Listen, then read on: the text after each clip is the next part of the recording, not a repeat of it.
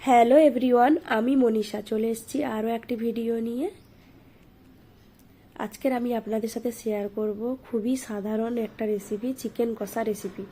মানে এটা আমি অনেক রকম পদ্ধতিতেই চিকেন রান্না করি। এটা যখন তোমার খুব অল্প তেল মশলা দিয়ে বানাবো চিকেন কষাতে, আপনারা ভাবছেন কেন আলু দিচ্ছি, কিন্তু আমার চিকেন কষার আলুটা খুব ভালো লাগে খেতে, তাই আমি আলু দিচ্ছি। আলুটাকে দিয়ে দেখো কড়াই সর্ষে তেলে ভালো করে ফ্রাই করে নেব।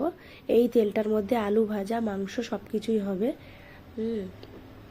তাহলে দেখতে থাকুন আমার ভিডিওটা। দেখো আলুগুলো আমার ভাজা হয়ে গেছে, আমি এবারে তুলে নিলাম। তুলে এবারে এর মধ্যে দিয়ে দেব ওই যে গোটা গরম মশলা, তেজপাতা, দারচিনি, এলাচ, গোলমরিচ আর সাদা জিরে দিয়ে ওই তেলের মধ্যে দিয়ে দিলাম 1 চামচের মতো আদা রসুন পেস্ট। আদা রসুন পেস্টটা আমার দেখো ফ্রাই করা হয়ে গেলে আমি এবারে দিয়ে দেব কুচিয়ে রাখা পেঁয়াজ।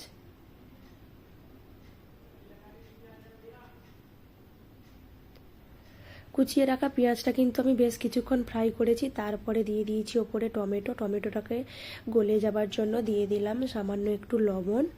এবারে পেঁয়াজ আর তোমার টমেটোটাকে খুব ভালো করে আমি ফ্রাই করে নেব। দেখো টমেটোটা আমার গলে গেছে, এবারে আমি দিয়ে দেবো ড্রাই স্পাইসেস।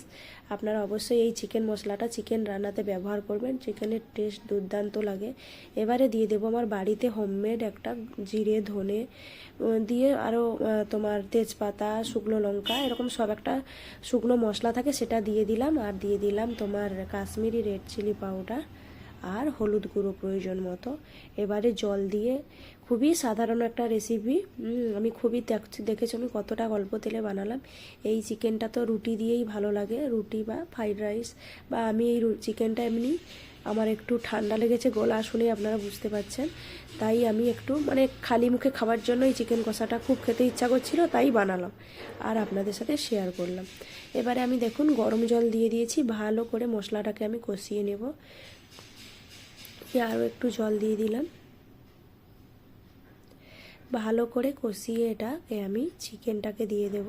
চিকেনটাকেও আমি প্রায় আধা ঘন্টা আগে ম্যারিনেশন করে রেখেছিলাম। দেখো আমি নিচে মেনশন করে দিয়েছি লঙ্কা গুঁড়ো, হলুদ গুঁড়ো, আদা রসুন পেস্ট, চিকেন মশলা, ধনে জিরে গুঁড়ো, সর্ষের তেল আর প্রয়োজন মতো লবণ, চিকেন মশলা দিয়ে ম্যারিনেশন করে আধা ঘন্টার জন্য আমি রেখে দিয়েছি। নিচে আপনাদের বোঝার সুবিধার্থে আমি মেনশন করে দিয়েছি। দেখো এবারে আর কিচ্ছু দেওয়ার নেই এটার মধ্যে। এবারে আমি কি করব না, এটার মধ্যে আছে আধা কিলো চিকেনটাকে এবারে আমি নাড়াচাড়া করব হালকা, যাতে তলা ধরে না যায়। আবার ঢাকনা দিয়ে দেবো। এইভাবে চিকেনটার মধ্যে আমি কোনো রকম এক ফোঁটা জল অ্যাড করব না। এটা সম্পূর্ণ এরকম ধিমে আছে ঢাকনা চাপা দিতে দিতে বানাবো। যেহেতু এটা কষা হচ্ছে তাই আমি একটু পেঁয়াজ আর টমেটোটা বেশি দিয়েছি। ঝোল হলে কিন্তু আপনারা অল্প দেবেন, তখন ঝোলের মধ্যে টমেটো আর পেঁয়াজগুলো থাকবে, ভালো লাগবে না খেতে।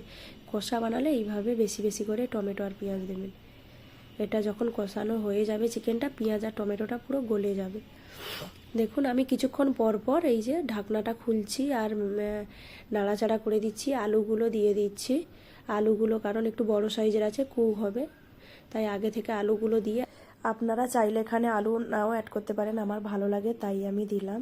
দেখো চিকেনের মধ্যে কিন্তু পেঁয়াজ আর টমেটোটা আর বোঝা যাচ্ছে না, একদম গলে গেছে। আমার কিন্তু চিকেনটা প্রায় একদম রেডি হয়ে এসছে।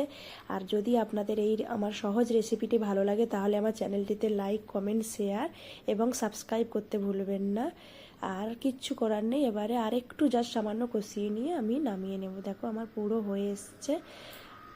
আবারও আপনাদের সাথে আমার দেখা হবে আমার অন্য কোনো নতুন ভিডিওতে। ততক্ষণে যেন ভালো থাকবেন, সুস্থ থাকবেন, বাই। আর আমার রেসিপিগুলো যদি ভালো লাগে তাহলে প্লিজ আমার পাশে থাকবেন এবং আমাকে একটু সাপোর্ট করে দেবেন। আজকের এই অবধি রাখলাম।